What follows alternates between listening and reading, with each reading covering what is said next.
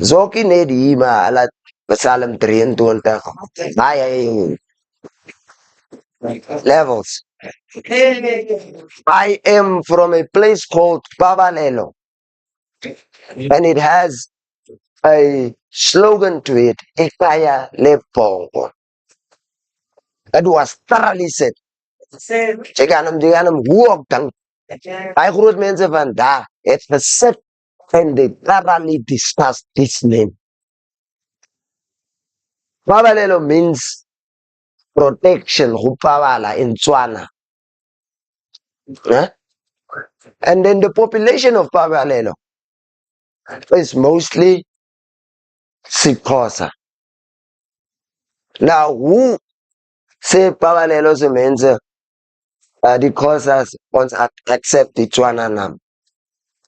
It is, we were then already united in diversity. In Pabalelo, the stadium, as you come, the name is Robert Gunda. And Robert was a Vambu. There's a street, one of the most famous streets now on Facebook as Brown Street. And so is Brown ook geweest. And Brown is ook een foreigner geweest. But already in Pabalelo, then het ons met die foreigners gewerk en vir hulle gesê, here's the line, you tow this line.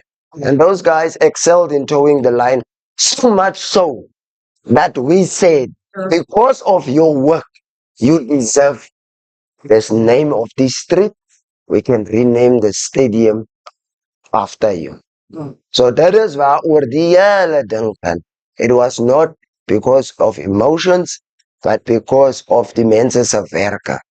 So, plek is distinct, my naam is distinct, die kom van 'n distinct plek af, die plek het 'n Tswana naam, en het my slogan to it, Kaya Lepongo, that's because ons het nie so baie in Pabalelo soos wat mense dink, but because of the slogan, we're trying to work to keep that up. So, Kaya Lepongo means the place of pride. So we pride ourselves a lot. Ons werk met wat ons het en maak die beste van dit. Jy gaan kom in Pabalelo, die weekend, maar jy sien hy sê toe. Yeah, no. Young people are clean and hulle lyk hulle dra bottles en is in man, is chilled. Alles het klomp by mekaar, but there's no fight.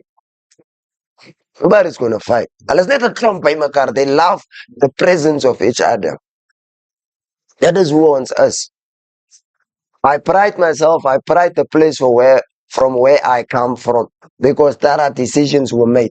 So vandag wil ek julle verwelkom na 'n ding where there are decisions must be made, thinking of regte goede, moenie te mekaar hoe jy voel in jou nuwe relationship. It's not about that. It's about depth. It's communal depth, people. So, om julle los te maak, moenie. It's not about somebody else. It is about us and our contribution. If we do not contribute, we will not have an identity. So we will not have, we cannot relate to something if we do not have an identity. So ons moet onze Upington, Sir Thomas Upington, ek gaan nie tel van die ding. Because now, as hulle dan nie van Amerika, die Upington family is in Amerika. In Amerika het ons nodig gesê die ander mense moet kom. So, ons het nog as issues aan. So, ek gaan nie Upington se ding aan, ek gaan net Pabalelo se ding aan. Otherwise, welcome everybody. Thank you.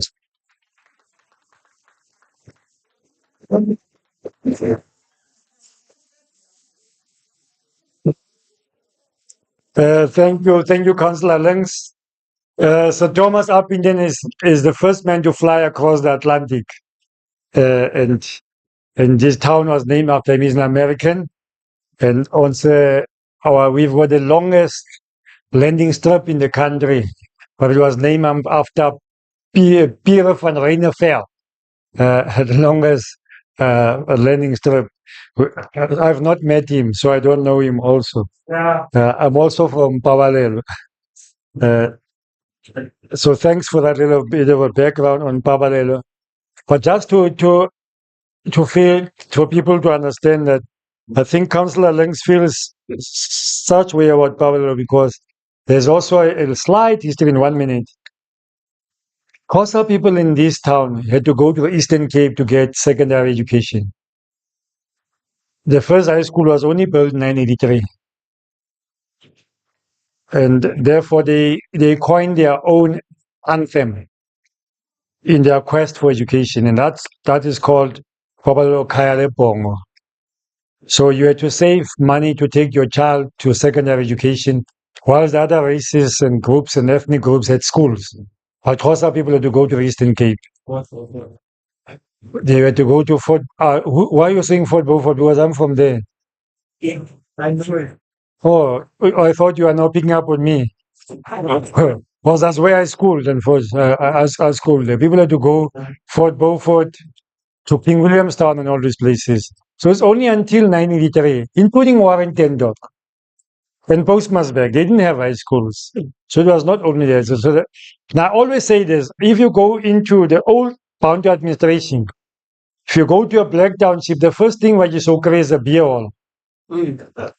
So the message was, drink yourself to hell, have no future. And when you go to white areas, you find it in Kerk, Weesbekeer, and you get a university and business. So I think that is the background this game. So now that we feel free, we as a department want to give you a sincere apologies to the royalties who are here, that our MEC could not have been here. We know that we now have a new MEC. MEC Mangaliso Matika could not be here. And the HOD today is attending a meeting with National on the flagship projects, which is the Kalahari Festival, the Diamonds and Dwarings, all that, that's the flagship project. So I cannot know. So he has asked me to do the next part, which is the opening remarks. Now, this draft bill, as you will hear in the concept, is not a new thing. Dr. Smith will give you the whole purpose of here is also from this province. And he has done a lot of work before he became part of the council for the province. I'm saying this because at times of die mense se funerals praat. As die mense weer daar is, dan sê die mense is goed gedoen vir sy province. So before hy werk hydig in die Vrystaat, maar hy het baie gedoen vir die province. So die ding wat julle as munisipaliteite daar gedoen het om die stadium te change en al dat goed, dat sy werk, hy het hy raamwerk geskryf. Hy het hy beleid geskryf vir die munisipaliteite om seker te maak, hulle kan die ding implementeer in die munisipaliteite. So as hy hier kom, dat is 'n kind van die huis. So ek wil jy net voel, is net Babalelo nie, Rosedale is ook belangrik. Waar is hy man van Rosedale? Willem, baie man van Monindori. Ons praat van Upington se geheel, okay? So, in opening remarks, we regard this process as very critical because unless we've got a legal framework in the province on which we based our programs on, we don't have a leg to stand on. Now, naming and renaming is not just for fun. And I'll give an example.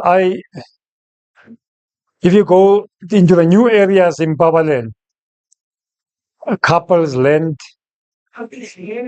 Couple Valley, there's Maqueta Valley, Dakota, Hood, and all those type of stories.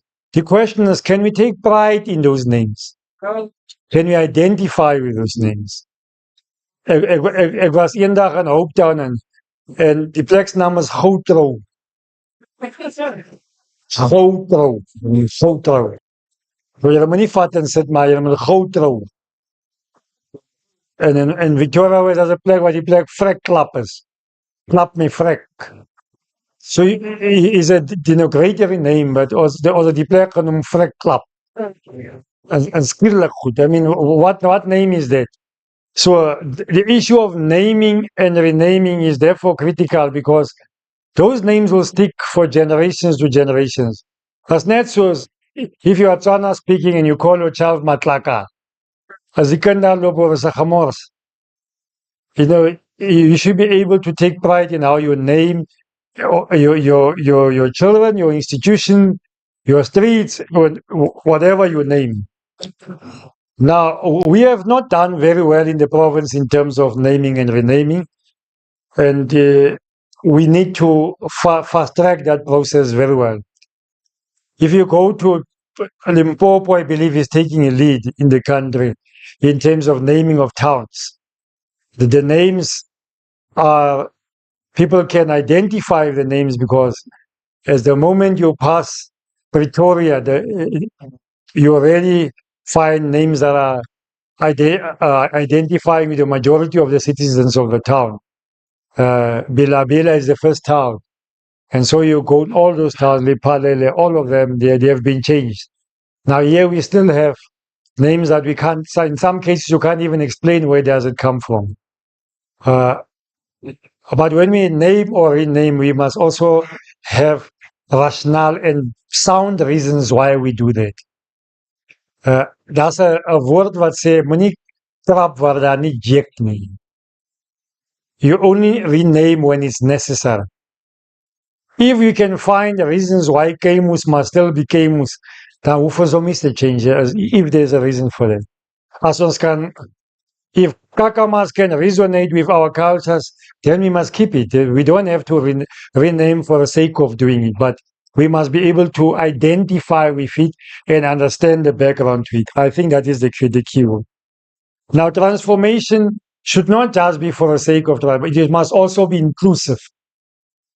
Inclusive in the sense that we must take care that heroes are not only political heroes.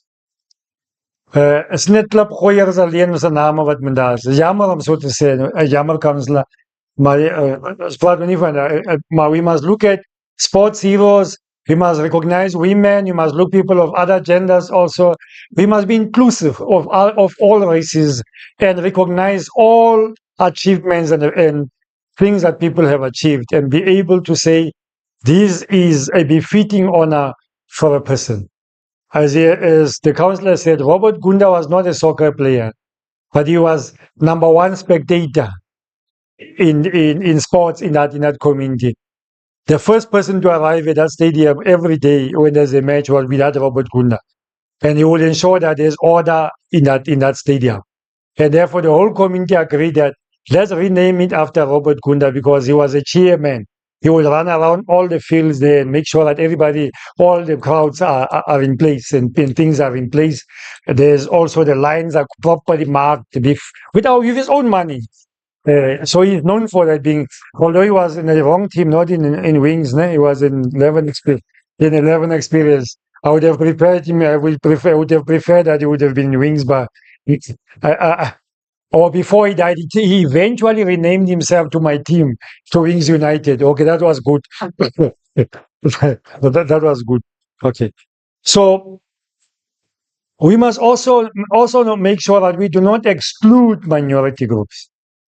And that is always the issue that we are united in diversity, and therefore we must make sure all cultures, all religions, all race groups are recognized, and they also have a voice, and they are listened to and are heard in our communities. And that is an important thing. Now, when we name or rename, can you also keep record of this name so that people could be able to refer that it's archived and properly stored? As ek nou vir mense vra, wie's King Street? Because the name Sifumba has been taken out. Everybody thinks it was King George who came here. It was not. It is King Sifumba. And therefore we must record the names and say who was this person and why was this street named after that name. Who was Reverend Scruder? This street that we are in. Who was Reverend Scruder? So we must be able to know who that is. And so we must record. And the municipality must have a hub to store this information so that if younger generations come, they can go and read and refer to that. Stembie and Doc, I was also an artist before. And with stage names, they stick with you. So you call me Bonagele, but the moment I cross the street, people call me Joach. because there was a plane years ago that I've actually forgotten. And whenever I move in the streets, people will call me with that name. So people identify you with certain deeds. So we want to encourage our ward committees and our committees in the communities to look for those heroes and heroines, because we do not have the luxury to build a statue or a hero's acre for everyone. So we use this opportunity of naming and renaming to recognize befitting heroes and heroines. I'm saying befitting. I was in Newport, and a library is named after a child who has never attended school. So how do we get the passion to go and read when that person was never in school? He's known for wrong things in the community, and then we name the library after that person. So whatever institution you name, please identify the character of the person or the hero with the institution that you are naming, so that the two are matching with each other. So that when people they can relate, it is there with what is there. I'm just saying those are the cautions that we must really take. It's not about favoritism. Now, in your ward committee, let's not have a voting system that, hey, because the other one did not get the tender, let's give him the tender by naming the stadium after him. I don't think that is the idea here, but it's to, I'm using the word fitting recognition. Toepaslike erkenning. Né? Toepaslike erkenning for a person. So that legacy for generations to come, when you look at that, we can say, indeed, we all agree that this person was a person. And Doug will come and explain all the other processes, but while you are alive, you know that we can't name you because you can change tomorrow. Nah. So as the province, we recognize the fact that we are behind.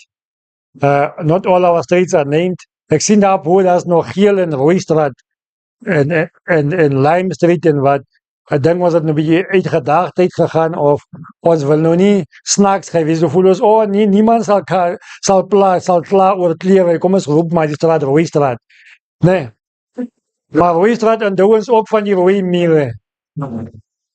Mense wat die wat ken wat jy vir rooi mure. Nee. Die rooi mure het almal geroof, joh. So, ja, rooi mure. So rooi mure kan by iemand positief klink, maar by ander mense dit weer negatief ding, want rooi mure was 'n gangster in Upington. So as jy straat rooi roep, dan dink ons van die rooi mure. So as men dink aan dit ook. Okay. And therefore, we need to have a deliberate exercise to look at naming and renaming, but we must legitimize and make sure that this is done in the correct way. The public participation process is quite important, and you must consult all communities to make sure that we are inclusive of it. So it can be events, it can be people, it can be certain achievements. I always say that women in our society play a very important role. I'm not lobbying for women, but I would want to see in our next drive that if we change the tune a little bit, was it not te veel manne gebruik, se name gebruik, can you also look at women also for change?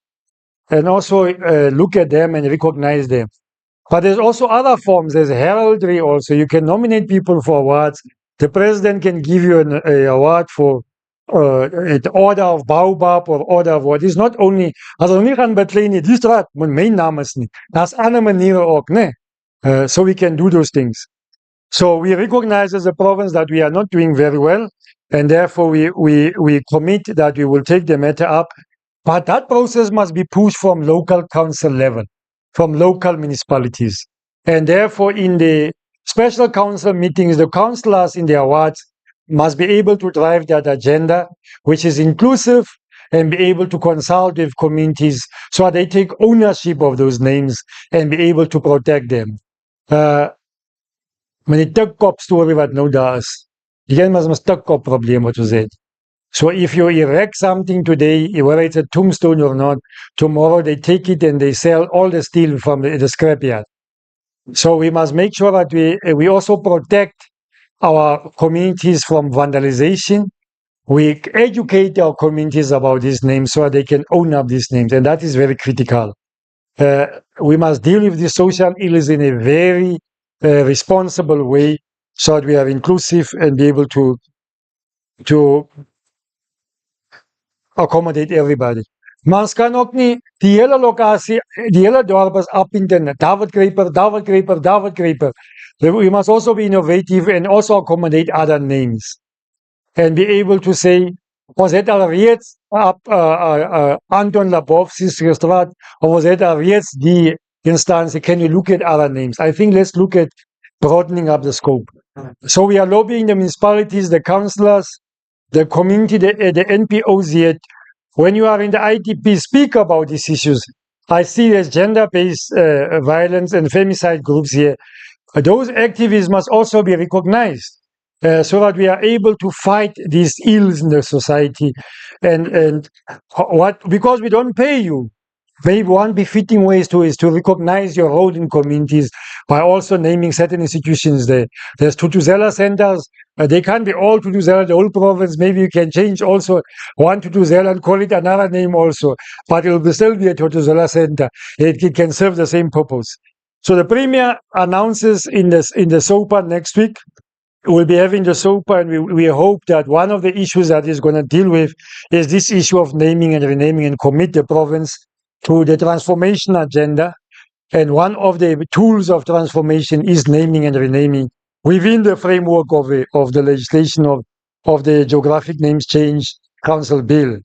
So therefore, we welcome this input today and the presentation that we'll be receiving. And we trust that all of us will participate in a constructive way. Constructive means that ons luister wat kom na ons toe, en ons vra onsself, hoe gaan ons bad uit wat ons sal vandag hier ontvang, en hoe sal ons dit gebruik in ons gemeenskap, en hoe sal dit ons gebruik om ons gemeenskappe op te bou, en hoe bevorder dit ons eie insette in wat ons beoog aan ons eie gemeenskappe is, ons bevorderings dele in ons eie gemeenskappe. So as ons hier vanaf kom en ons padkos saamvat en sê, ja, ons praat altyd van die en die, maar hier's nou 'n nuwe item wat ons ook op ons komitees kan bespreek. Dit is van wat die wetgewing vanaf van praat. And therefore it is very critical for us to listen carefully. Now it is to the next point. We would want to ask Dr. Smith from our own home soil to come and give us the purpose of this consultation. He has been in a Free State for a long time. I hope he has not lost his Afrikaans. Come down, sir. Your nerves, people who loves you. You don't have to kick down the chairs. You are from home. Let's give him a big hand of okay. That's how I can walk. I thought let me give the rest of you. Yeah. I could go ahead just a little bit.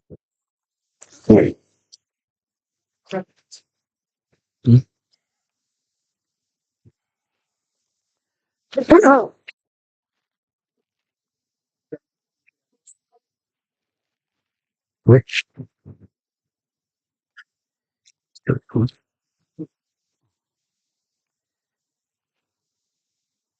Dumelang bagaetsho.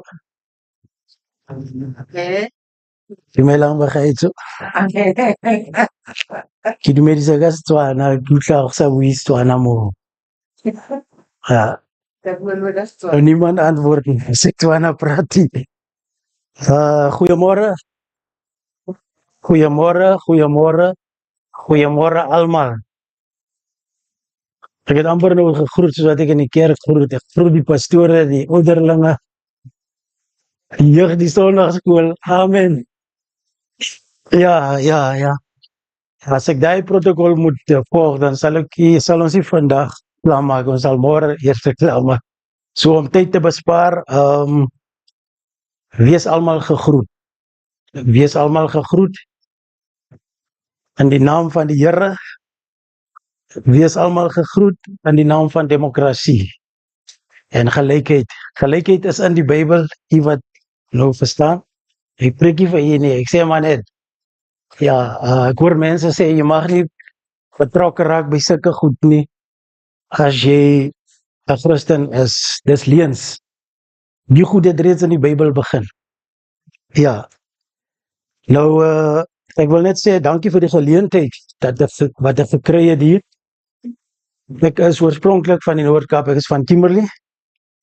Maar ek kom baie Upington toe.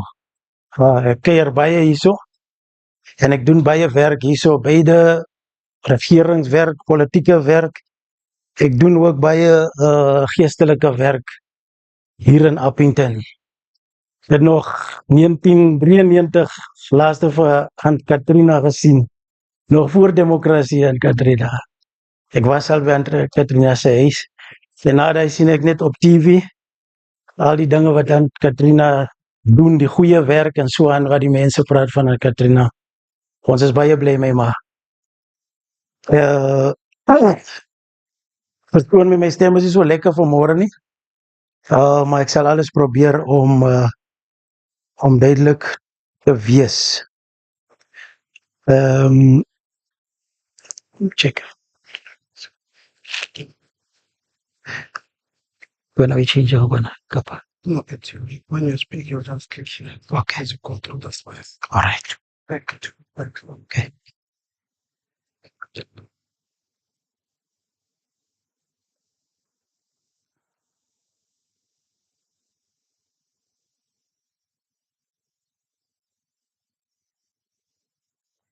Yeah, as the program director has introduced, I am Dr. Mike Smith.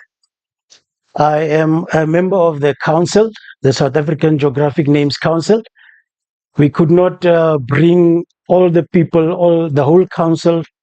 The council consists of 25 members, so it was not necessary for all of them to be here.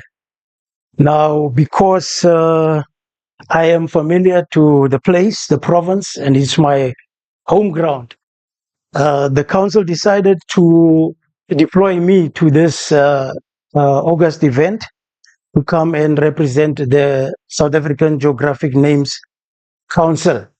And my aim or my purpose here is to come and talk about the purpose of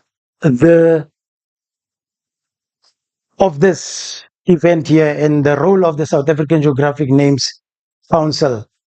Ek wil ook net bysit wat die program mevrou direkteur gesê het daarso oor hoe moet ons kyk as ons name kies en so aan.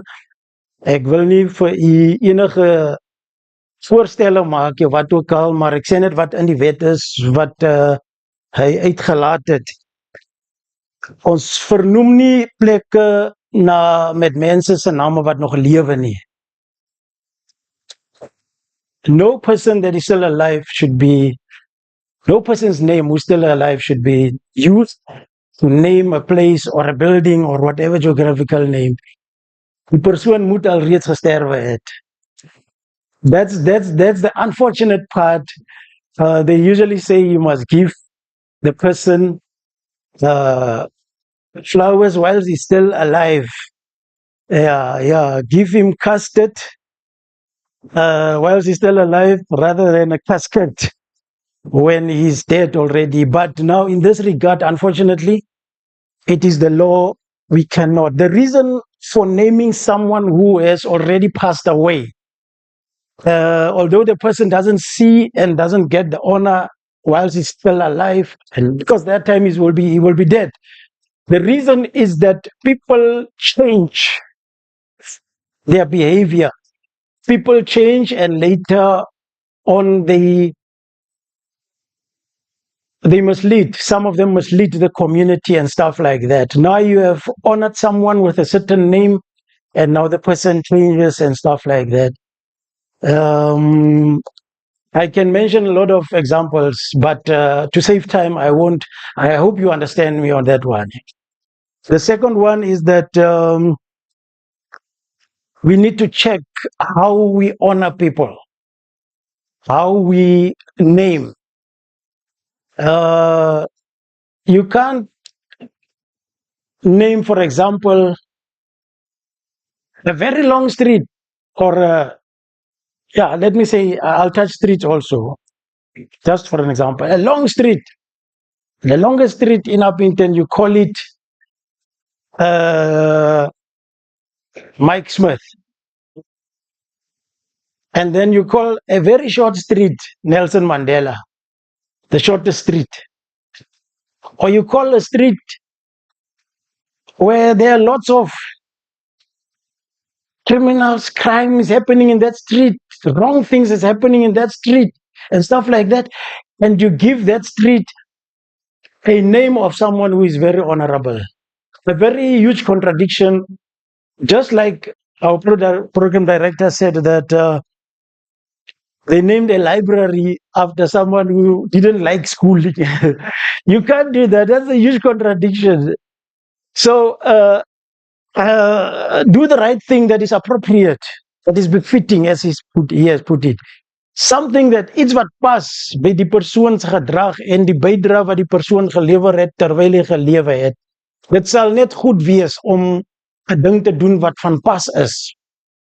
Ja, mense wat glo aan die dooies sal sê, as daai man kan opstaan daar so en hy sien die kerk genoem na sy naam en hy weet hy was 'n moordenaar, dan sal hy voel net nee, wat hulle doen daarom nie reg nie. Ek het nooit kerk geloop ek.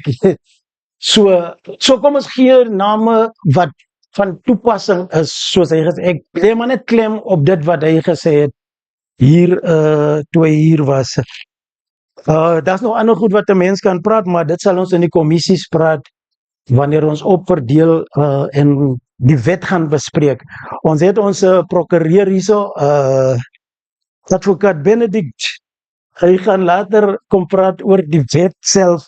Hy gaan praat, he's going to talk about the details of the law, the bill, why we are here, and the actual purpose, what we are supposed to do in this gathering of us.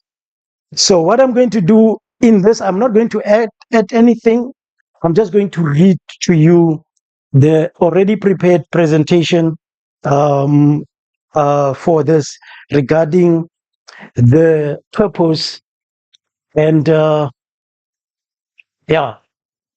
the South African Geographic Names Council and why we are here actually. So if we start there, we see there's a table of content, the introduction, the mandate of the SAGNC, background and aim, consultation of the SAGNC draft bill, the format, and the conclusion. To save time, I'm just going to read. I'm not going to explain lots of things. If we go to the next one, let us start with it then. I see the Honorable MEC is not here due to certain commitments and so on, but in absentia. Honorable MEC in absentia, Honorable HOD in absentia, SMS members who are present here, distinguished guests and colleagues. The purpose of this presentation is to provide background on the steps taken by the National Department of Sports, Arts and Culture, BSEC in short, to amend the SAGNC draft bill and to solicit input and comments from the stakeholders on the SAGNC draft bill. The mandate of the SAGNC is as follows. The South African Geographic Names Council, SAGNC in short, is constituted in terms of the SAGNC Act number 118 of 1998. Its mandate is the transformation and standardization and national geographic features or place names in the country, and to advise the minister responsible for sport, arts, and culture on these names. In other words, myself as a member of the SAGNC, the council itself, we are advisors to the ministers. We are ministerial advisors. We advise the minister on the act, on certain decisions, on certain processes that relates to the act. Of course, in collaboration with the legal section of the department. The main focus of the SAGNC is the transformation of South Africa's naming landscape. The SAGNC Act guides the operations of the SAGNC. The background regarding the consultation of the SAGNC bill is as follows. The department and the current SAGNC has identified several gaps when reviewing the principal SAGNC Act. The SAGNC draft amendment bill has been developed and undergone several drafts being reviewed by both the council and the department.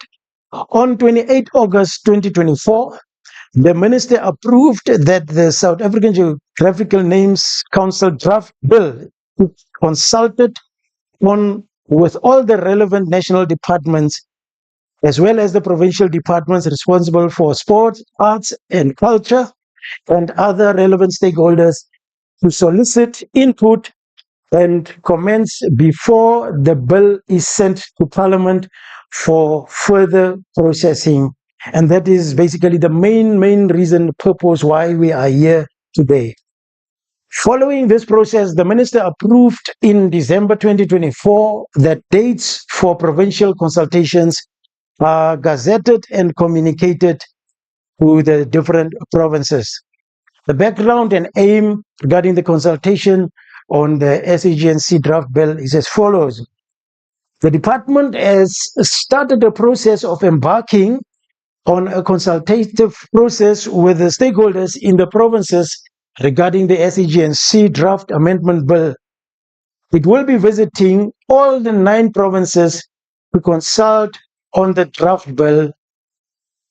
It has started this process already on the 4th of February 2025 with Limpopo province, followed by Mpumalanga on 10 February 2025, and will conclude it by the end of March 2025 with Gauteng. In other words, this province, the Northern Cape, is the 3rd province to be consulted regarding this specific SAGNC draft amendment bill. The aim of the consultation process is to allow all the relevant stakeholders to participate in the legislative review processes by providing comments and inputs, gazetting, the communicating the dates. The gazette communicating the dates of the provincial consultation, was published on 22 January 2025. And that is where we end the purpose of this. Thank you for your attention. Thank you, Honorable Member. Dit was kort en bondig. Net na die volgende, wij gaan een strafvragen. Net na die volgende een. We gaan een strafvragen. Nee? Dan zal je geleendheid geven net aan.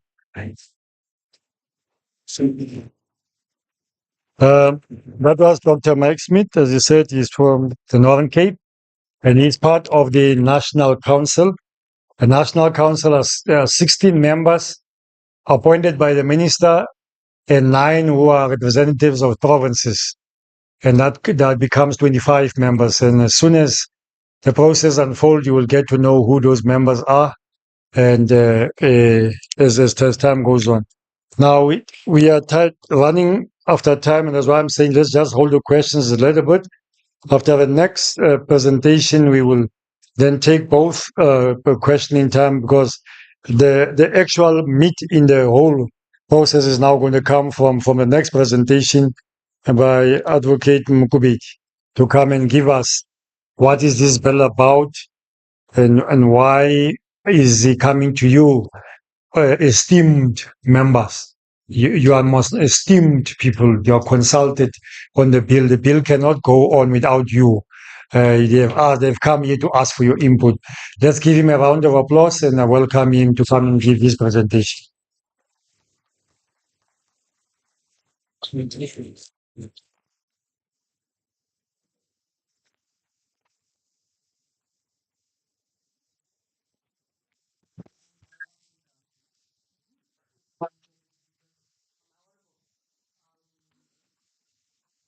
We usually say all protocols observed. So let me follow suit. But prior to that, I just want to make one minor amendment into the introduction. Not yet an advocate, but I do receive that particular title. Hopefully, it's a signal that soon one will be admitted. Thank you for that. Okay. As the program director has mentioned, we are running a bit out of time, so I'll try to be as crisp as I can so that everybody else follows. You can't see the presentation as yet. What happened now? Let's see. Now, okay, let's give it a second. Thank you. Yes, there's the presentation. Sorry. Okay, that's the presentation outline. I'll just give a brief background of what led to us being here without repeating what the previous speaker has presented on. And that background will also explain a bit on the purpose of consultation. And I will also touch on key provisions that that you should pay attention to in your commissions. But I must also submit that these key provisions that I would have highlighted, you are not limited to them in your interrogation of the document, right? And then after that, I'll then get into the roadmap. The roadmap will basically explain the processes from here and what are the steps that are to follow up until the proclamation, basically up until the amendments becomes law of the country. This basically started by the resolution of the United Nations first conference on the standardization of geographical names, that each country has a sovereign prerogative to standardize their own geographical names, right?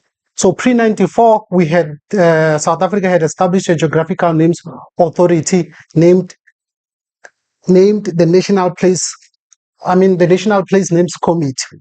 That committee was replaced post 1994 after a working forum on geographical names was established to reconstitute that particular national names committee as per the white paper resolutions. Now, that particular white paper resolutions culminated in the South African Geographical Names Council of 1998. This then making it over 25 years in operation. Now, the council, in its implementation of this particular act, and the department identified gaps or loopholes while trying to implement this particular piece of legislation. And it is as a consequence of saying that the department, as well as the council, reviewed the National Geographical Names Councils Act, and which culminated in the draft bill that we are now congregated here to consult about. With me so far, I hope. Now, as you know, we have the Constitution, which is the supreme law of our country. And in terms of that particular Constitution, it makes it pertinent that any form of decision-making or policy formulation, adequate and deliberate consultation, and by extension, public consultations, which is why we are here, must have been conducted in order for such policy to have legitimacy and rationality. Consultation in the process of lawmaking is very important for merit of reasons. One, for example, to ensure that the community, the public, understand this particular policy or law.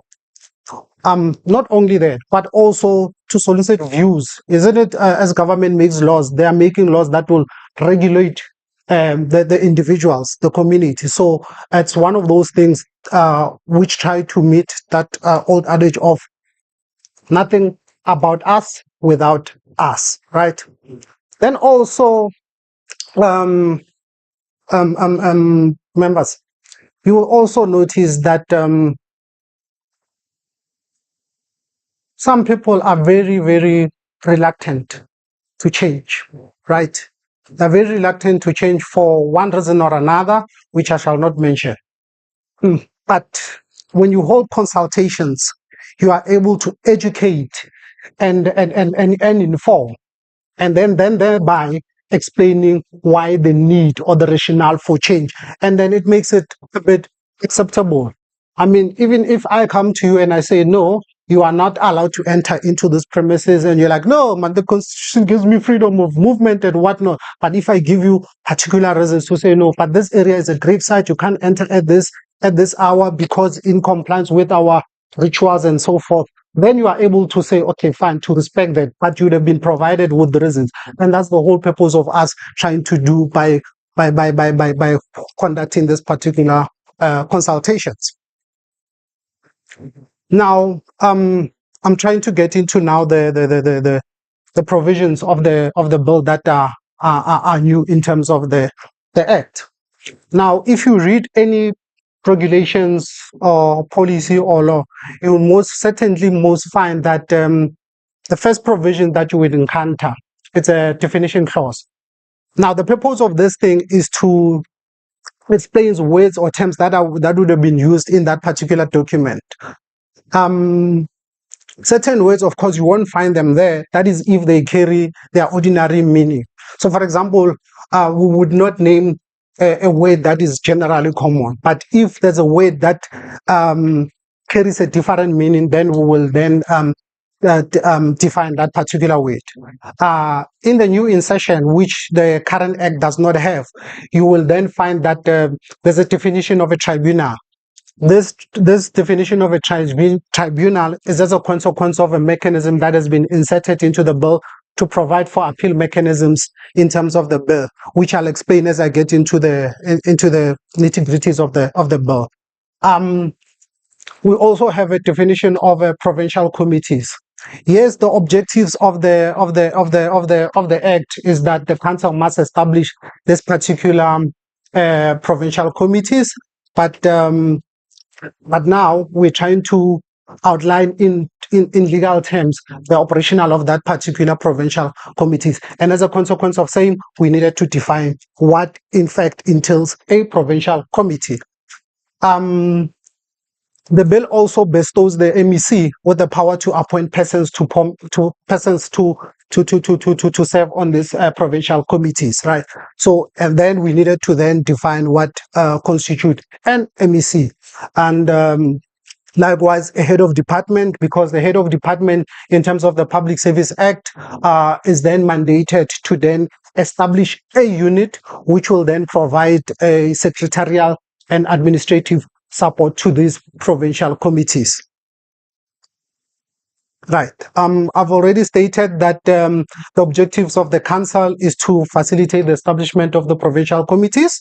And I've already stated that the Act is silent on the legal basis on which these provincial committees are to be established. Now, the bill that you are going to consult on in the commissions try to lay out these particular processes.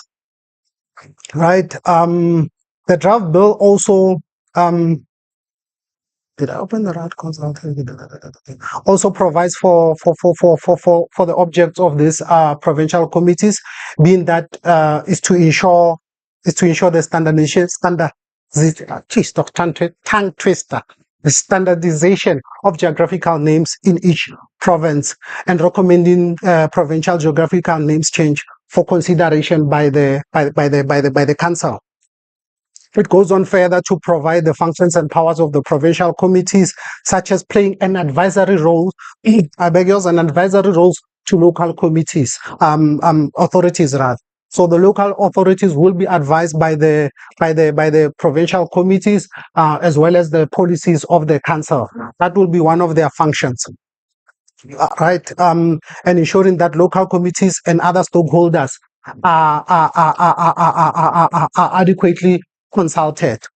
You will see that the theme of this particular bill, the theme of it will be constantly advising on consultation, because the department as well as the council has been on numerous occasions been taken to court for failure to conduct adequate consultation. So now we try to reduce it into a piece of legislation so that it becomes a mandatory. Just to step a bit aside, if one were to look at the term consultation in respect of the court cases, and there's been numerous, you would find that this particular term, even the courts have not defined what constitutes a consultation. But what they then did is to say, in this particular circumstances, what would a reasonable person would have done? Would he have considered what we are conducting now to constitute adequate consultations, right? So when I take this thing to Parliament, I hope there won't be hands saying, no, Penny did not consult us, but I'm not saying agree to what I'm saying. I'm just requesting to confirm that I've consulted, but then you'll still have the prerogative to say, yes, consulted, but we didn't agree with this or we agreed with that. But anyway, to step back into the presentation. Okay, I won't repeat the issue of consultation. I've already spoken at length about that.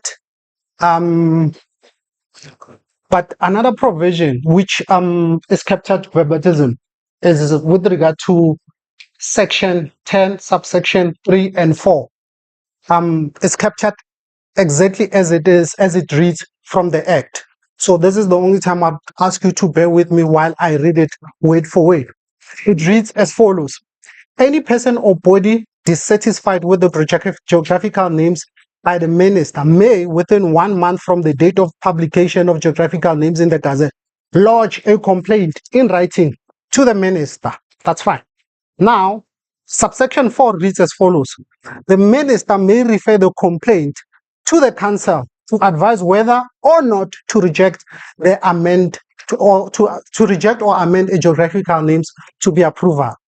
Now, this provision has an issue. Let me try to interpret it to you guys for those who don't understand. Now, the council would have made recommendation of a name change. They would have made it to the minister, right? And then there would have been objections raised. Now, that particular objection would then have to be referred back to the council. Do you now pick up the issue?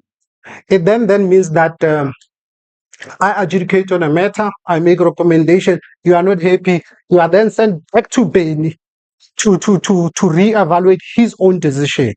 Now that creates a legal challenge. So in order to avert that particular legal issue, we then developed a provision that will deal with an appeal tribunal, which then mandates the minister to establish an independent appeal tribunal, which will then adjudicate on your appeal application. So then there's objectivity in there. There's no conflict of interest. So it means then that the body that makes the recommendation is not the very same body that will then adjudicate on your aggrievance of that particular named decision. Excuse me. Where are we now? Okay. Yeah, I think that's your act is not big as much as it may be contentious, right? Now I'll step off a bit on the act, but also, as I've stated, I haven't highlighted all the other provisions. There are other provisions that the department as well as the council did not warrant their amendment. But as I've stated, that should not preclude you in the commissions to say, no, but we know Penny and the team and the whatnot did not highlight this particular provision. But that does not preclude you to say that from where I'm sitting, even this particular section demands amendment from your perspective. Right. So yes. Now, as I said, stepping off from the presentation on the bill. Now I'll try to keep to provide a summary of the roadmap of the processes that will ensue. Council member Dr. Smith has already touched a bit on the processes that has led to us being here. Now, what would then happen from here? Once all the 9 provinces have been consulted on, a task team led by the department, myself and other colleagues and the Legislative Review Committee will then sit and reevaluate each and every comment that we receive. Now, you'll bear with me, and you'll also have to understand that the thing about consultation does not necessarily mean consensus. It means considerations of input. So we will sit there and consider each, and that I can promise you, we will consider each and every input that one would have made. So it is imperative that you make those particular consultations. So once we've relooked at the submissions of the comments, the bill will then, it's a dynamic document, will then take another shape. So it will then change because of the inputs that you would have made. Once that has been done, we'll then submit this particular draft to a different body, which is called the Office of the Chief State Law Advisors. Now, their main function, the Office of the Chief State Law Advisors, is to actually look at, it's not mine, it's ours, most especially it's yours, to look at your bill, to ensure that your bill aligns with the Constitution, that's one. And also, there's no contradiction with the Constitution, as well as aligning rather with other pieces of legislations that are in existence. That's some of the rules that the Office of the Chief State Law Advisors will look at, right? And also the technical aspect of drafting, because legislation is drafted in a particular manner. So that they'll also look at that aspect as well. Now, once one has certification of that,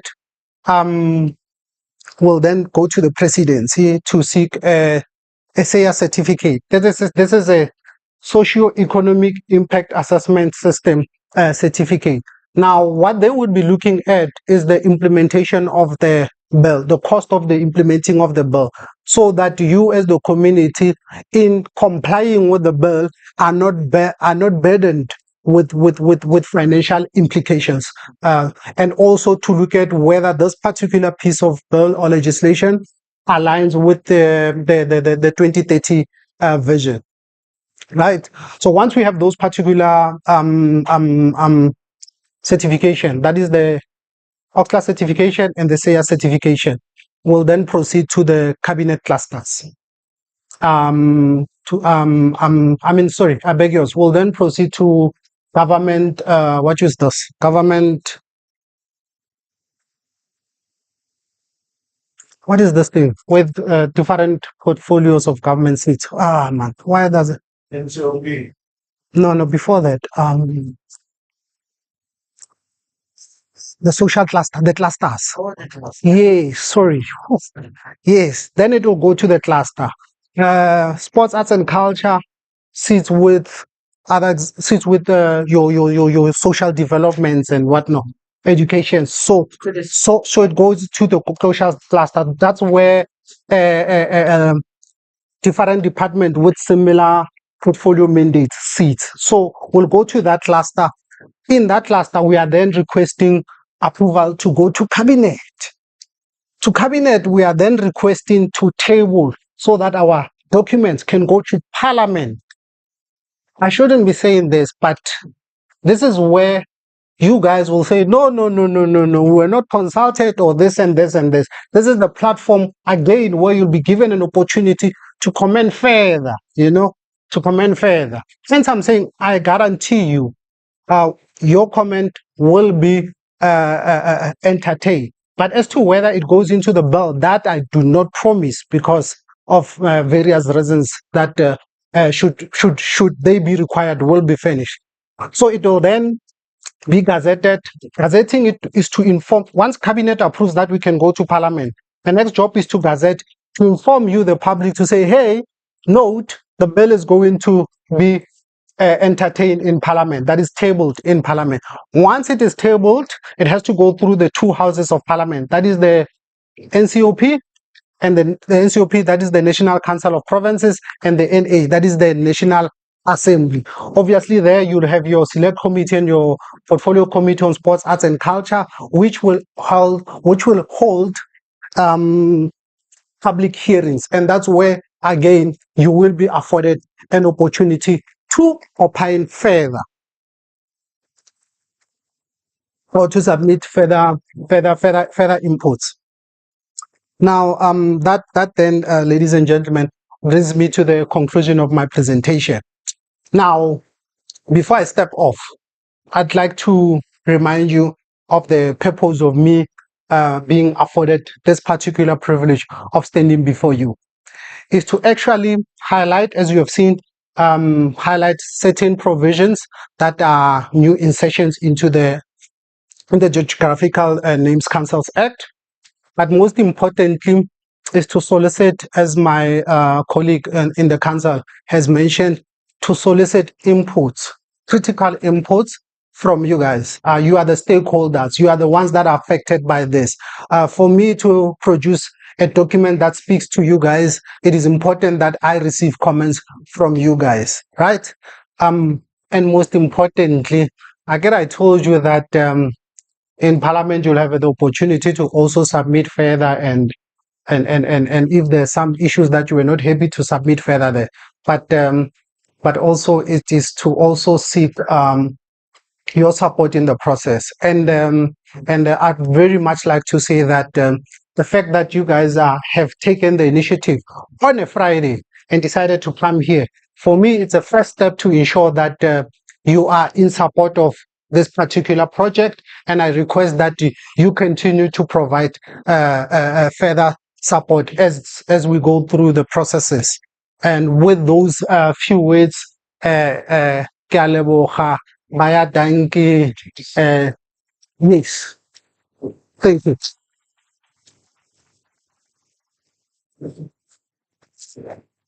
Sure. I think let's give him another round of applause. Now, next on our program will be questions of clarity, but I just want to remind you that you are in Upington. The weather is 41 degrees. We've provided water in front of you. Don't be afraid to drink that water. Gebruik die water. It's for hydration. But we have also made provision for tea. But before we go to tea, I just want to summarize in quick. Daar's alreeds 'n wetgewing wat bestaan. Dit gaan oor die benaming en herbenoeming van instansies in die land. Dit is wetgewing 118 van 1998. Hy bestaan alreeds. Die doel van vandag was om te kyk of die wetgewing vir ons werk, of daar enige verandering wat ons wil inkry in hierdie wetgewing en die manier hoe hy aangepas is en toegepas is toe as dit gebruik vanaf 1998 af tot nou toe. So, dit is nie nuwe wetgewing nie. Hy bestaan alreeds, hy word alreeds gebruik. Hy word in die raad gebruik, in die plaaslike rade, in die provinsiale wetgewer, en al die instansies gebruik het as hulle plekke benoem en as hulle wil hernoem, dan gebruik hulle die wetgewing. So as kyk, wat is ons verbond met hierdie wetgewing? Hoe het dit vir ons gepas as daar enige uitdagings het oor die wetgewing? As ons wil verandering wil roep, as ons in die kommissies gaan, dan gaan ons daai veranderings benoem, dan word het ingesluit in die huidige wetgewing, sodat dit saamgevat word na die parlement toe, dan word die wetgewing verander na 'n nuwe wetgewing toe. So die wat vandag hier beooging is dat dis openbare konsultasies is. Jy word benader om jou insette te neem. Jy kan vra sodat dit kan voortgevat word in die nuwe wetgewing en voortgevat word. So die geleentheid is vandag vir u gegee om te kyk hoe die wetgewing sover gewerk het vir ons almal. Nou, jy kan maar nie vra oor wat die verwelkoming gesê het, jy was nou wel welkom. Ons vra maar nie vra oor die. Nee? Ek het maar net 'n overview gegee oor wat die provinsie wil doen. Ons gaan net vra oor die doel hoekom ons hier is, wat Dr. Smit gepraat het oor. En die eintlikste rede hoekom ons hier is gaan oor hy wetgewing. So ek sal oopmaak. Nou asseblief, as jou parafin nog, as jou primer stoof lank vat, ek sal kans gee vir mense gaan kyk hoeveel hande is daar. Want nou nee, jy staan tussen ons en die tee wat daar wag. Nee. So ek gee jou kans om te praat. Maar as jy so praat, moet nou nie asseblief vir ons nou 'n political paper gee nie. Vra net jou vraag. Wees direk. Want daar agter is 'n opname van wat jou vraag is en dit is belangrik. Wat jou vraag is. Wees toch duidelik. Gebruik woorde wat ons almal verstaan. Sodat ons kan van ag neem wat u gesê het. So ek sal oopmaak vir vrae. Eerste vraag is hier. Waar is die jong mannetjies? Waar is die jong man wat die sprang? Sy nog vir dit nou verdwyn. Kom over. Vir my. Nou, jy dit, ja, dan. Dat jy my ophoud. Ja. Okay. These things go together. These things go together. These things go together. Ik ben nog alle niet.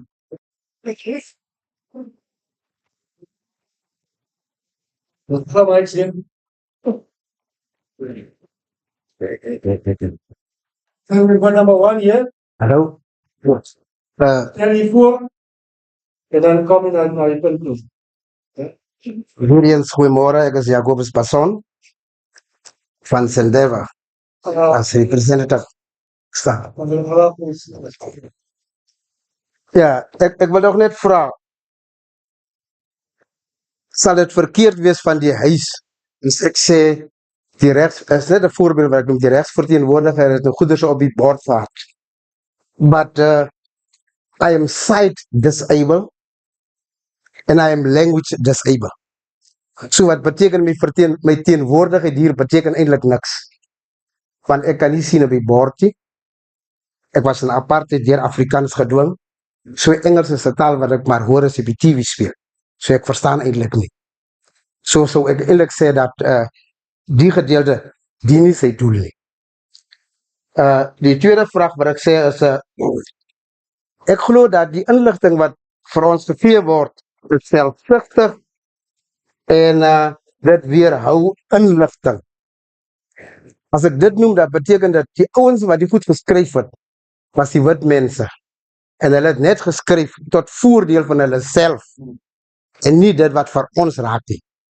En as ons kyk, dan praat ons van 15 wielgoed af.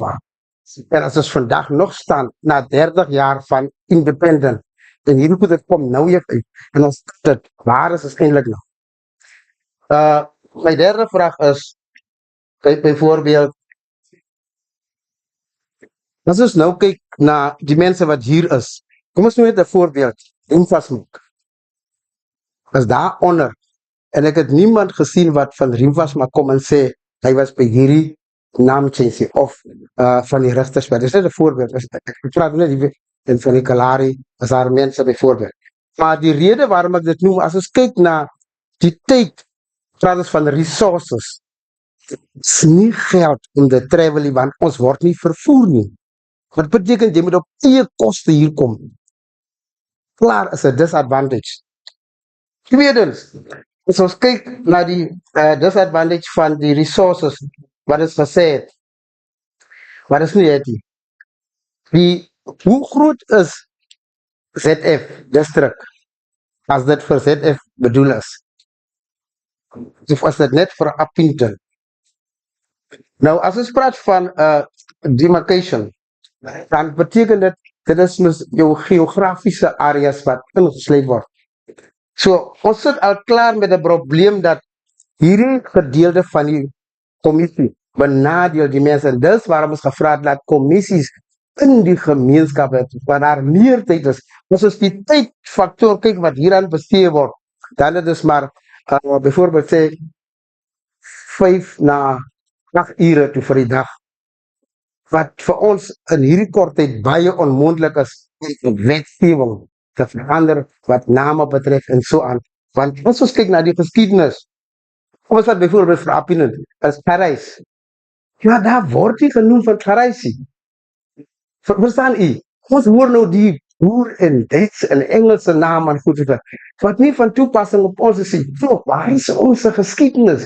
Hoekom word ons uitgelak en ons word in 'n kokon gedruk om te sê, okay, ons moet nou hiermee saamspeel. Ons sê nie die regering doen dit nie. Ons sê net, dit is 'n stelsel wat geërf is van apartheid. Ons nog steeds, ons moet 'n nommer 6 skoen aantrek, maar ons word 'n nommer 5 gegee. Dit druk ons nog steeds. So kan ons teruggaan en hierdie goeders regstel. Baie dankie.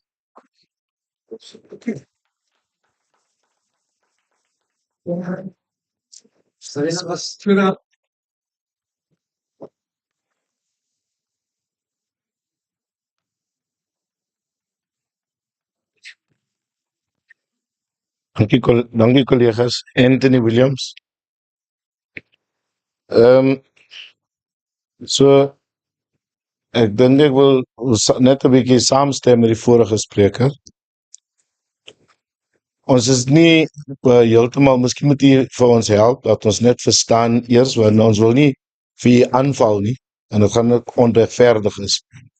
So ons wil verstaan eerstens, is hierdie konsultasie vir die provinsie, of is dit konsultasie net vir 'n geografiese gedeelte soos die leier daar genoem het. Miskien moet jy net vir ons net 'n bietjie vir ons net daar help, dat ons net kan verstaan, want het gaan onregverdig is om hier aan te val oor 'n provinsiale konsultasie as hierdie net vir ZF is. As dit 'n provinsiale konsultasie is, dan sit ons met 'n groot probleem. Want as ons hier kyk hoeveelheid mense hier is, dan sit ons met mense wat in verskillende streke sit in hierdie provinsie wie vandag nie hier verteenwoordig is nie. En dan kan hierdie departement kan nie sê hulle het gekonsulteer nie, want dit is nie reg nie. So nommer 1. Nommer 2 is, tot watter mate, miskien moet ek dit Engels in vra, sodat ons ons broer kan help. To what extent does your work consider the distinct people called the indigenous people of this country? To what extent do you consider the distinctiveness of the indigenous people? Because there's a history. We heard some beautiful things from Pabalelo and so on, very beautiful things. But there's a history of people that were here even before those people who came to settle here. So when we start talking about renaming, etc., you have to consider that. You cannot consider just the dominant names and the fact that there's a dominant group of people now in this area. What about the people that were here always? And they are still here, they are not extinct. We have not gone anywhere. We are still here as the Bushmen and the Khoi people. It's a conversation that we must have when we consult, because we say South Africa has signed UNDRIP, which is the United Nations Declarations on the Rights of Indigenous People. Right? It's been signed in 2016. South Africa signed it. And there are 46 articles in UNDRIP. And one of them in particular is Article 13, that speaks directly to naming, etc. And to what extent do you co-opt into your entire design plan of your lawmaking? Do you incorporate, even your own obligations as far as the United Nations are concerned? How do we cooperate that into the lawmaking? It's important that we bring that on board, colleagues, because, and I'm concluding with the following: because when you want to leverage, as in Afrikaans, en as jy groot voordeel wil trek uit name, uit die nuwe benaming, you have to understand, when you want to leverage the new names, it's important that you understand and you tie it in with the historical context of a particular place. Let's take, for an example, two things. You take tourism and you take communications.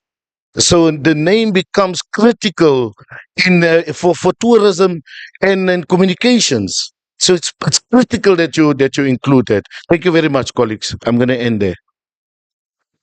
There are a lot of commissions. Actually, what I'm hearing is a lot of what you're supposed to come from those commissions. We are looking at a two presentation. Focus on why we are here, where we understand why we here, and where we understand the essence of it, and I think we need to go through it. So I'm not talking yes, I am here. Since we are coming, number 4, number 5, we are. Quando você entrarmos no effect, você vê se o outro tornar a você vai ter que vamos meditar. Thank you. I think I just want to reduce this primer thingy. Just what you've mentioned, I'm also picking up that maybe we are jumping the gun here by discussing things that we're supposed to discuss in commissions.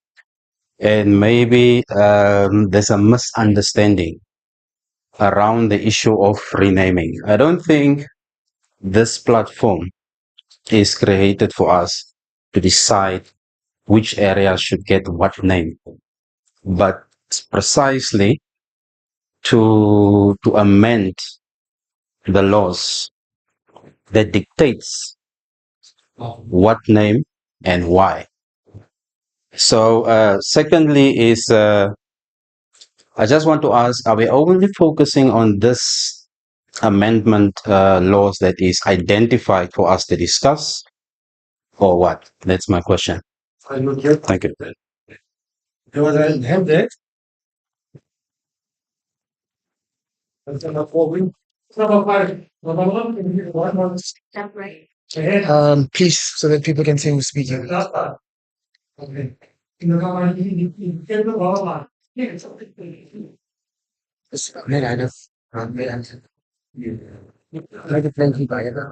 On my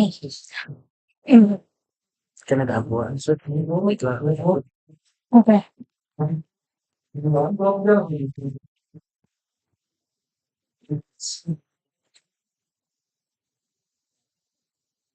Okay, so hi, I previously introduced myself. I'm Primrose. I just wanted to know the essence of this bill is very important, right?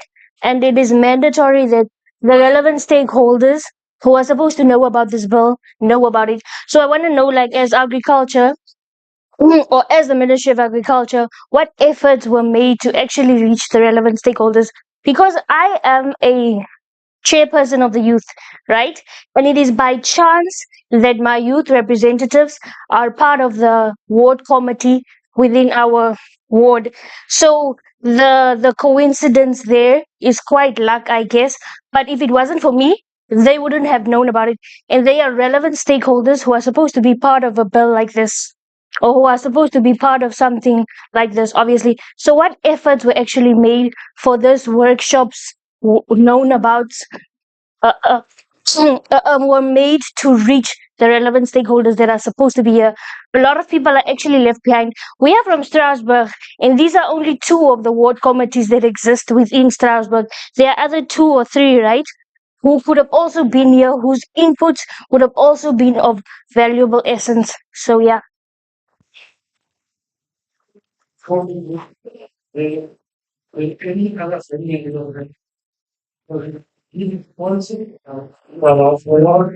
Die Monarchie ist bevor der Rechtsprozess. Das man das dann sich Monarchie machen. Weet je, meneer Persoon is van Sandeva. Ja, ik vertegenwoordig een groep, niet een persoon. Ja. So Sandeva is een rimfasma, hij is een, hij is breed. Ja, So dat meen, hij cover reeds baie gemeenschappen, hè. Dat meen die persoon wat die is, moet teruggaan naar sy gemeenskap toe die boodskap ook te neem. Dan was men daar ook in acht neem. Nou, die vers van wat ek hier praat, het gesê, hy is al reeds uitgestel. Nee? Hy moes daai week gewees het, toe word hy uitgestel. Uitnodigings was uitgegee, toe gebeur dit nie, toe moet dit nog gebeur, en daar's 'n roadmap vir die provinsie. Dan die question wat ons het, is dit die einde van die weg vandag? En dan as ons die clarity oor daai dinge, dan kan ons sê, ja, die mense is uitgelaat of nie. So dan ons moet nie eers conclusions het, voor ons nie weet, want daar is 'n punt wat sê, wat is die way forward op die einde? Jy weet as jy daar die way forward, dan sê jy nee, daar is 'n way forward, sê, jy is net die hele mense uit. Nee. Maar dan oor wat is die way forward, maar sê klaar, almal het uitgesluit. Dit is nie so nie. Die workshop vandag was gepubliseer om stakeholders te kry, especially provincial representation. We tried to get this workshop first in France, to Kimberley to be the central point.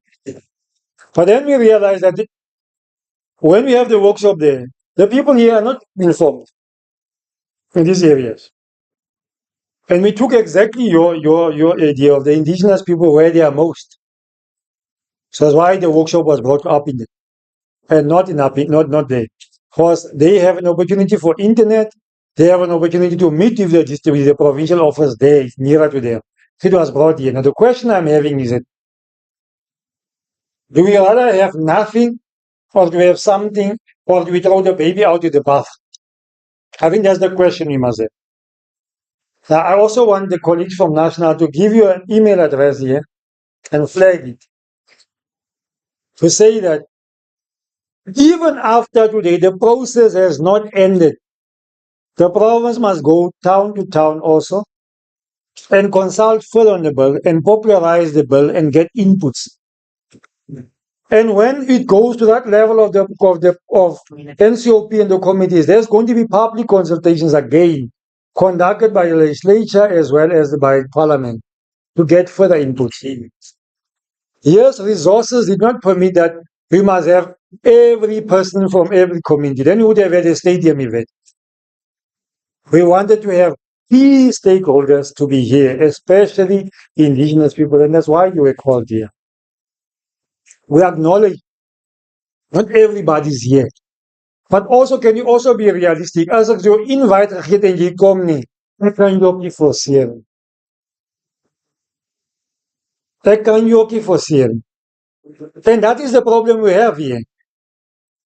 This meeting, and I'm looking at you, I'm not picking up on you. Last year when the Geographic Name Change Committee was here, that Tall Spielman, none of you were here. That Tall Spielman. There was another group of people. So one time you come, you meet other people, next time was another group. The same meeting was at Tall Spielman last year, September. That Tall Spielman. And the same council was here.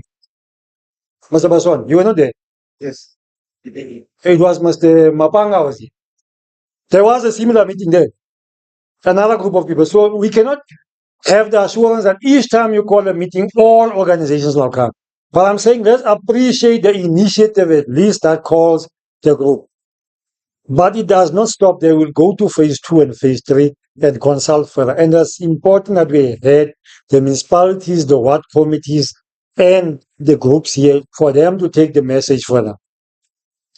I'm sorry, Mr. Baswan, that I was not aware that you were short-sighted, that you have a sight issue. But we'll make sure in the next meeting that you will also be assisted. As of the issue of selfishness, I think ek en jy moet dit iewers gaan praat en daar oorkant as ons oor die brug gaan as ons van van Rimfastmark gaan en dan hy punt op bespreek. Jy weet ons het 'n lang bespreking het oor hy storie. Die doel van dit is, hier is 'n wetgewing vir ons. Werk dit vir ons of nie? Hoe wil ons dit verander, maar dit vir ons moet werk of nie? Kom ons gaan dan in die kommissies en gaan hier elke punt hier en sê, hier is die gapings in die wetgewing. Dit werk nie vir ons uit nie, kom ons maak het sterker op manier A, B, C, D. Ek dink dit wat ons moet doen. Nee, dis wat ons moet doen. In terms of what the UN says in terms of indigenous people, if you are saying the act has gap, it does not take care of treaties or obligations that the country has signed, you will identify the commission and highlight it to them. So they will take it forward to to Parliament and says, this act does not take cognizance of the right of indigenous people and highlight it there. That's why they've come to you for that. So I think let's be progressive in our engagement and say that it's better nothing than something. And that's all I'm begging you people. This consultation is definitely not sufficient for the whole province. It is not. But ek vra mense when national makes efforts to come to the province and ask for inputs. Can we RSVP on time? And can we agree that we make sure that our voices are heard? Because if we don't come, the other provinces are talking and we don't use the opportunity. Dus ek van Kimberley afgestel het, toe vaak baie organisations wat hier invite gekry het, wil jy nie saamkom nie. Ek kan jou love keer as dit 'n probleem is. Nee, jy moet een mens gekom. As een mens van Kimberley, net een. Ek moes 11 uur gewees, ek het 4 uur gewees. So kom ek. So there's an opportunity to input via an email. There's also an opportunity to provide written submissions. They will accept it. So I'm saying, yes, it is not sufficient, but it is better than nothing. I think that is the essence of it. The rights issue, it's a different matter. Every municipality has got a geographic name change committee in council, and they discuss that. There are happy people, there are unhappy people. And if we need to take up that matter, I'm sure the collega's van die municipaliteit is so. We need to raise that matter. But naming, this is about naming and renaming. It's not just renaming. Where there was no name before, you can now name. But if there's an inappropriate name, you can rename. So if you find that Upington was called in the time when the indigenous people were here, the name, and you have researched people, propose the name to the council. Let's have public participation and rename the town and see where even myself from Pabalelo may not support you. I think that is the issue. Nobody stops anyone from engaging in the process, but let's start the process somewhere. Every group has a voice and has an equal voice in this process. Either written submission, public participation, you can actually make representations even during the portfolio committee time. You can go there directly as an organized group. Nobody will stop you from doing that. So I think let's have that clear. I'm not sure now, colleagues, you want to add on the issues that you raised? To what extent you consider indigenous people? My view is that in this province, we have, in the prelude of every document that we have written as this department, we have always said, we are different from other provinces because we house the 3 indigenous houses. There's another document, is that the eerste lane say there's a crew, Nama, we mentioned that. So we have always acknowledged it. So I don't think there's a question about that issue. We have always acknowledged it. So we will look at what Article 13 say. If the act is in contravention with Article 13, they will then look at it. And if you have specific articles from Article 13 you want to infuse in the act, let's make that addition. And I think it will be welcome. I'm not so advocate. I'm not a lawyer. Yeah. can help us there. I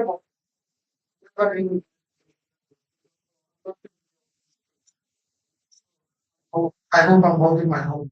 I definitely would not like to leave on the point that the program director has alluded to. Those were good too. Right. I think there was sorry. Okay. Yeah, I would not like to labor the point that the program director has raised. Right. Those were going to be some of my submissions as well. duh, duh, duh, duh, duh. The not only the department but government as a whole is going through cost containment challenges. Ideally, you would have these consultations in a rural and urban areas of a particular province. But because of these cost containment challenges, that is why we are embarking on this particular process. These consultations are also streamed on other platforms like your Facebook and your YouTubes. I know there's also data challenges there as well, but this is in an effort to endeavor to consult as many people as we can. Program directors already advised, and I've also made that point when I was doing my presentation that this is but one opportunity of making the presentation. I've also mentioned the issue of the NCOP, which will also hold these particular consultations. Yes, and also the issue of the indigenous people who are still here. Program director has touched on that, but my one of the attendees raised their hands to the effect that some of these issues should be reserved for the commissions. I think you see, as attorneys, we are placed in a very difficult positions. Yours is to air out your issues. Ours is to find out legitimate ways of making those issues into law so that your objectives are achieved. So, for example, the issue of the objectives of the indigenous people, the other key paramount issues that you'd have had in the presentation was the establishment of the provincial committees and their roles speaks to such education and education and advising.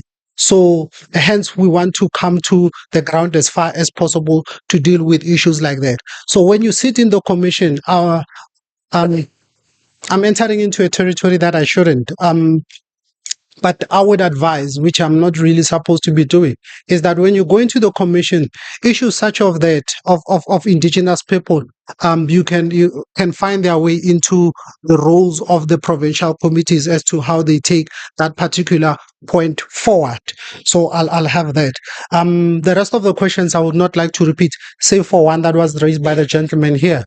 The questions, and I think I've mentioned in the presentations as well, are not confined to the key provisions that I've raised. Before you go into the commission, I'm going to flag a template, which is before all of you, the one with the orange part. I hope I went to preschool and what kindergarten. I still know my colors. The one with the orange thing at the top, right? I'm going to explain how you can capture your comments on that particular documents when you go into the commission. But with the directives of the program director, I don't know whether the program is saying T now or my explanation first. I think let's take key and digest the issues. When you come back, you'll explain what exactly will happen in the commissions. And then you can then look at whether, after they've explained what will happen in the commission, whether it suffices and will cater for all our needs in the commissions. If there's anything urgent, then we can take it from there. When I check the templates, Can we take tea then? 50 minutes? No, they can come back here. Yeah. We'll come back here after tea and we then explain the commissions, what is going to happen in the commission, and we can split from here.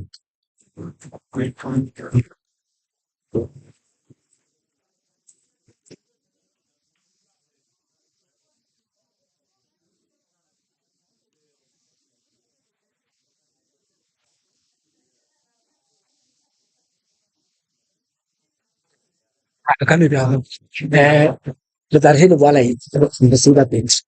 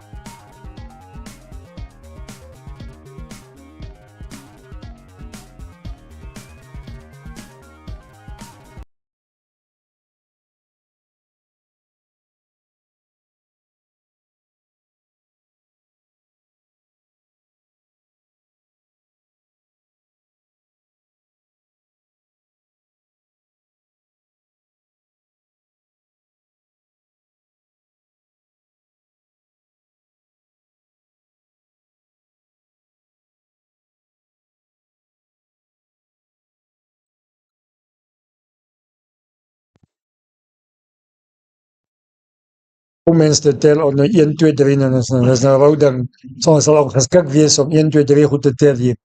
I just need to know who's going to explain about the commissions and the rooms and okay. Just explain how are we dividing the commissions and what is required, please. Whilst I'm fetching the others, you must not feed us too much, ne? That's Vrydag. Don't feed us too much. Die son is warm, daar's baie water, raak ons in slaap. Daar sê ons niks die laaste. Thank you. Yeah, this I'm trying to get this thing.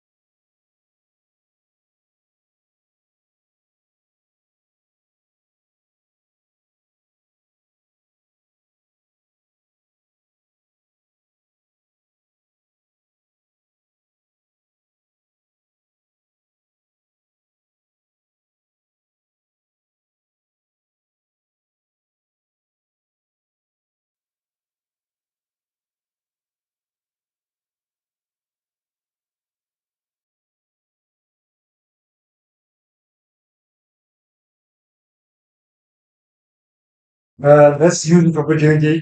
I know food is another element. Please, let's sit in the commissions and make that input and sit until the end of the workshop. Please. Thank you.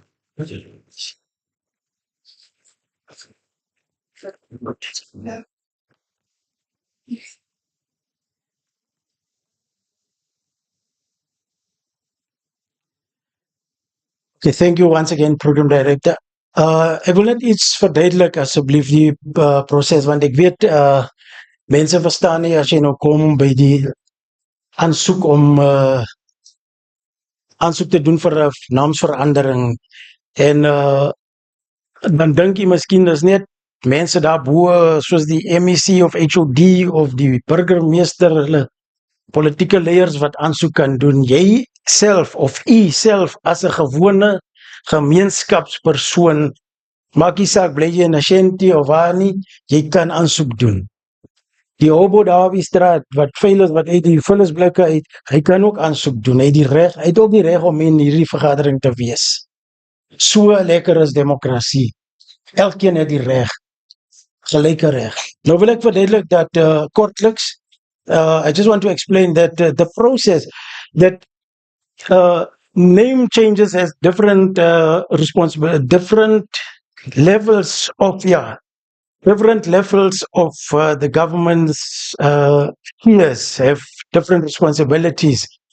The provinces and national are responsible for geographic name changes regarding like rivers, cities, mountains, townships, things that have to do with national importance. Those fall under the province and the national council. Now, when it comes to street names are the responsibility of the municipalities. Met ander woorde, as jy 'n straat se naam wil verander, dan moet jy by die munisipaliteit, because it is under the jurisdiction of the municipality. Die munisipaliteit maintain of hou die straat in stand. In standhouding met die robots, met die name van die straat, die verf van die whatever, dit is die munisipaliteit. So jy kan sien daar in die wet, and the law says there, parks and cemeteries, begrafplaase, parke, sale, soos byvoorbeeld saal in Rosedale, whatever saal, gemeenskapssale, dit is die prioriteit of prerogatief van die munisipaliteit. Maar as dit kom by soos skole en government geboue, hospitale, dit is die provinsie. Maar as u die wet kry, dan gaan u lees en die details daarvan kry van wat moet munisipaliteit toe gaan en wat moet provinsie toe gaan. Then the National Council is only responsible for the evaluation, the general discussion, compliance and the oversight, the oorsig van, in other words, we are doing a judiciary, am I right? Ons doen die judgment oor die of hoe kan ek sê die aanbeveling. Ons kyk na die aansoeke of die provinsies regte dinge gedoen het, die prosesse reg gevolg het, en ons skryf die aanbevelings. We write the recommendations to the minister and we motivate according to the law and the processes that this thing, every process, every step has been followed. And anyone can make a recommendation or an application for a name, but then you must come with a motivation. There are forms. If it is under the municipality, then you get a form from the municipality. If it is under the province, then you get a form from the province, Department of Sports, Arts and Culture, the PGNC, Provincial Geographic Names Committee, and there you will see all the requirements, criteria is outlined in those forms. The municipality's application, it has to go through council, and because it's streets and it's parks and cemeteries, the council is going to go through council, and council will vote on it and discuss it in council, and it will end there. Because most people want to rename streets, but when it comes to a squatter camp, a plakkerskamp, wat daar is, wat 'n snaakse naam het en jy wil die naam verander, then that one must go to the province. And the province takes it to national, and the minister will approve that one. But you will see in detail everything that is stipulated there in terms of the processes. I just wanted to explain that so that you don't confuse things and you apply to the province for a street name. That one goes to municipality. I think I'm done, Chairperson. Thank you. Okay, thanks. I think that's very helpful information. In the old rate, we will put 3 the 12 exactly. Thanks.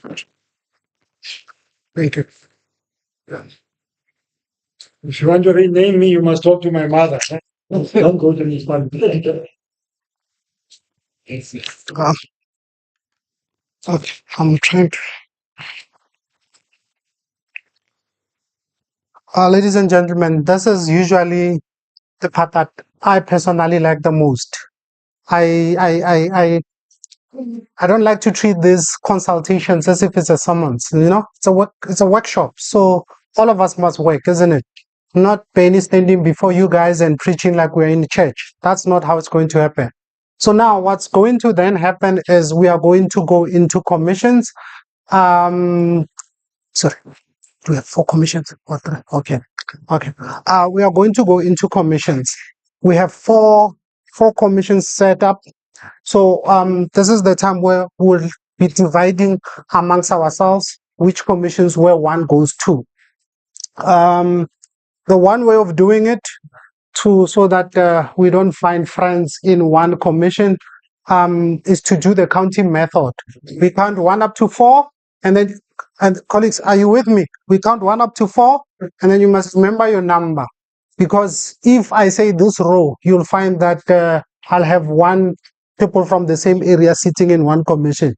So we're trying to avoid this braf and me type of a situation, right?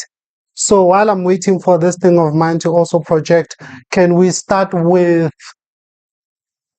this row, please? Start counting 1 up to 4, and then after the 4th one, we start again. And please try to remember your name. 1. 1,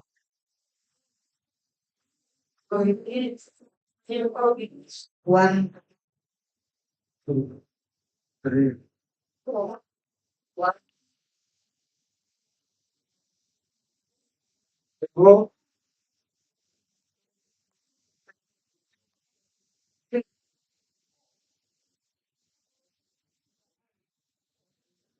And go.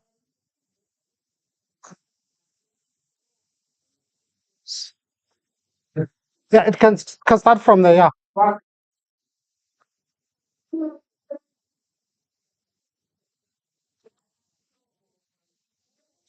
Harbo, good people. 4.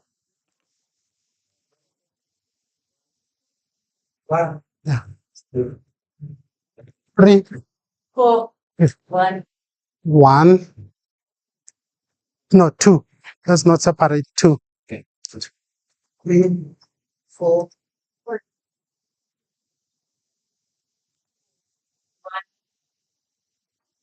2, 3. Please tell her that she's 3.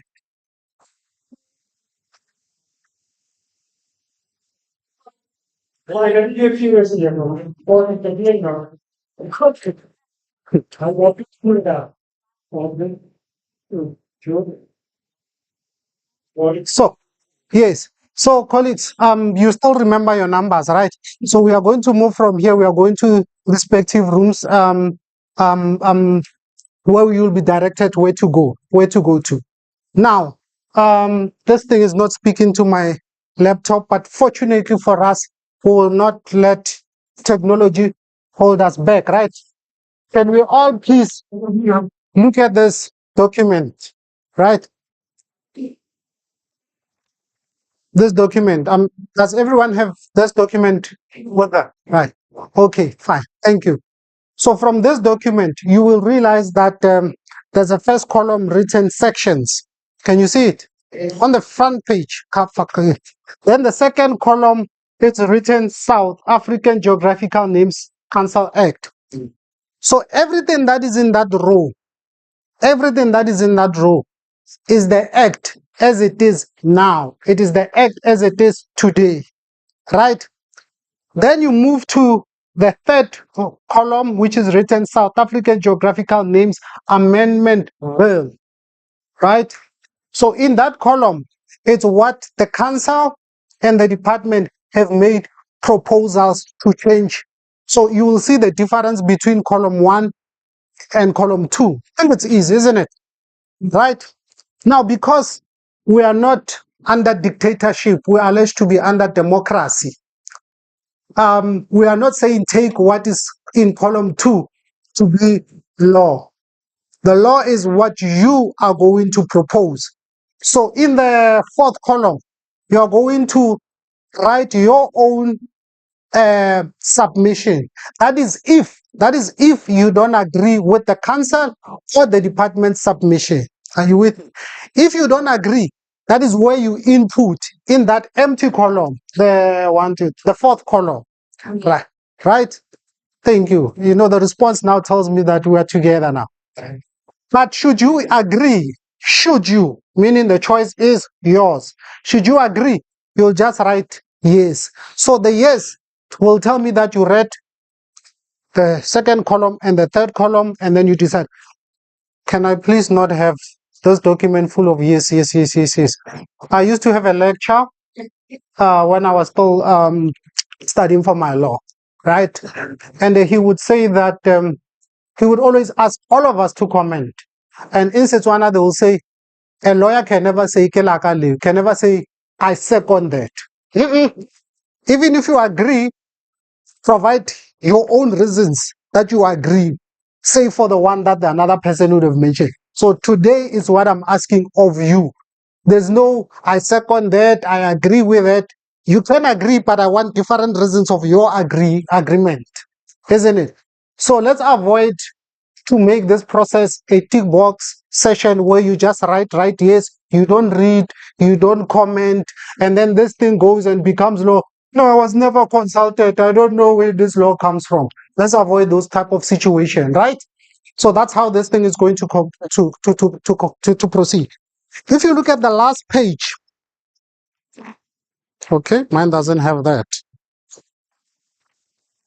There should be a general comment. Yes. Thank you. If you look at the last page, it should have general comments. Does everybody documents has I beg yours? The last one. Is it? Oh yeah, you probably have the version like I have. Yes. Oh, I think others it doesn't have that. But that's not a train smash. We're not gonna run away from anything. We've got backup for those ones that their document does not have this. So at the bottom of the document at the back, right? There's a general comment. This is where you will make your general comments that don't necessarily align with the act, and those are the ones that the department, the council, and the legal people will then review them and see if how they can influence the act. Are we together? Now the last instructions is as follows. When you get into the commissions, you will choose 2 people. The one person is going to type the comments. I see a lot of beautiful people, young people there at the back, like my lady there.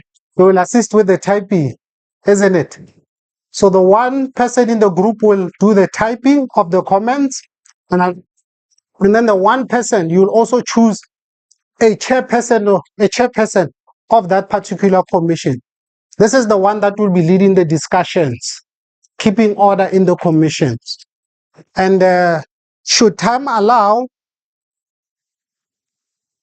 the chairperson will come and present the submission of the commission.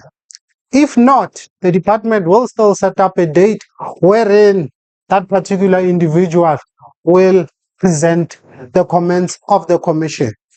Now, let me not waste further ado and allow 2 to 3 minutes of clarity-seeking questions about what I've just advised on. Do I have any questions? Okay, I see one. Any other hand? Shoot, my good sir. Thank you. Mine is not a question. I just like to point out that in the 2nd column, section 2 is also incomplete. My voice not loud enough. For the record keeping, my good sir. Mine is not a question. I would just like to point out in the second column, the Act Section 2 is also incomplete on the document.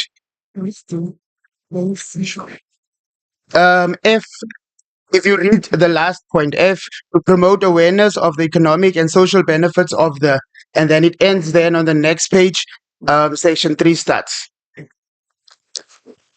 Noted, noted, noted. Thank you for that, my good sir. One of the roles of myself in the commission and my colleagues will be going through the commissions, right? To clarify or to clarify issues like that or to fix those teething issues. But also you must be mindful when I'm in the commission, I am not there to participate. That is your forum. That is your space now. I've done the talking and I'm done for the day. And if I don't answer, it's not that I'm trying to be rude or anything. It's because I do not want to influence the decisions or to dictate terms. So, but I will be there to advise on legal issues as well as clerical or other administrative issues that the commission might be heavy. So I'll pause there. Again, last opportunity before I ask the number 1, 2, 3, and 4 from this group to come and stand here so that when you go into the commission, we know who are we going to. Also, who will be assisting me in directing the officials to the commissions? I myself as well don't know where they're set up. Can you please come? Okay, can I have 1, 2, 3, 4, maybe come to the 4?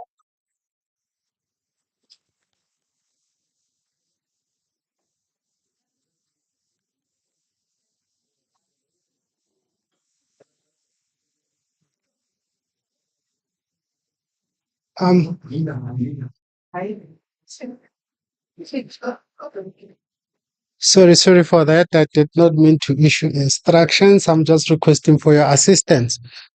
Again, ladies and gentlemen, who's 1? This is our 1. If your number was 1, you are going to follow this gentleman here. If your number was number 2, there's the lady to follow. Number 3, and obviously, ma'am, sorry, our number 4, right? So you remember your names, right? Your numbers are rather. Your numbers are. So please, let's recognize the people that will be leading us to the commissions. Yes, I think that's not my problem for now. The commission.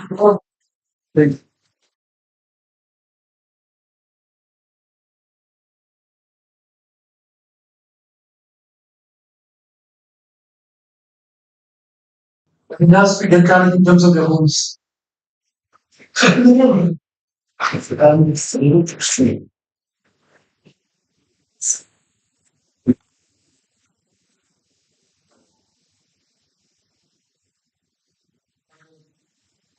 For one number 4 saying, one number 4 saying, number 1 is the first room on your left hand side.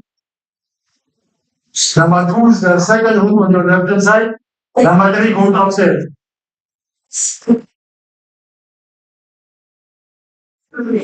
Forget and change the finger number 1 must stay here. What is that? 3 and 4 will go upstairs. Number 2 next door. Number 3 next door.